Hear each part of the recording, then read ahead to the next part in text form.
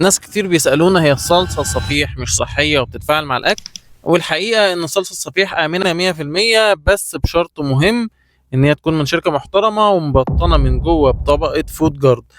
الطبقة دي بتمنع أي تفاعل مع الأكل، وكمان موجودة في حاجات كتير إحنا بناكلها وبنستخدمها زي التونة المعلبة والسردين وكمان المشروم والذرة الحلوة. الشركات اللي بتعمل الطبقة بتاعة الفود جارد دي ما بتتفاعلش مع الأكل، ولا هتتفاعل مع الصلصة ولا أي مواد غذائية موجودة جوه. طيب إحنا كده تمام؟ لأ، استني معايا هاقول لِك إمتى نقلق وإحنا بنشتري صلصة. اوعى تشتري صلصة تكون منفخة.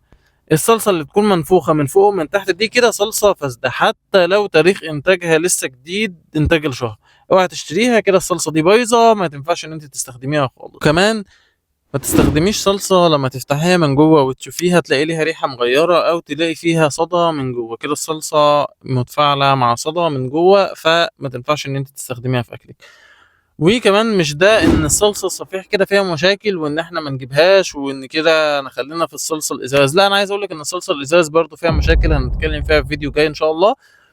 وعايز أقولك إن طبعا مفيش أحسن من الصلصة بتاعة البيت، بس إحنا كلنا ساعات بنضطر إن إحنا نستخدم الصلصة التانية دي في فترات كتير جدًا، علشان سهولة الاستخدام، وعلشان بتبقى ساعات الطماطم غالية جدًا، فبتبقى دي أرخص سعرًا من الطماطم.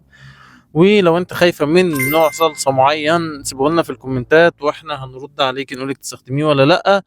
ولو عندِك أي سؤال اكتبي لنا في الكومنتات، واستني الفيديو الجاي هنتكلم فيه عن الصلصة الإزاز، وكمان الفيديو هنعمل فيه تشتري صلصة غامقة والّا فاتحة. قولوا لنا رأيِك في النقطة دي، وخليكِ دايمًا مع نوفا تريد لأن نوفا تريد فرق في كل حاجة.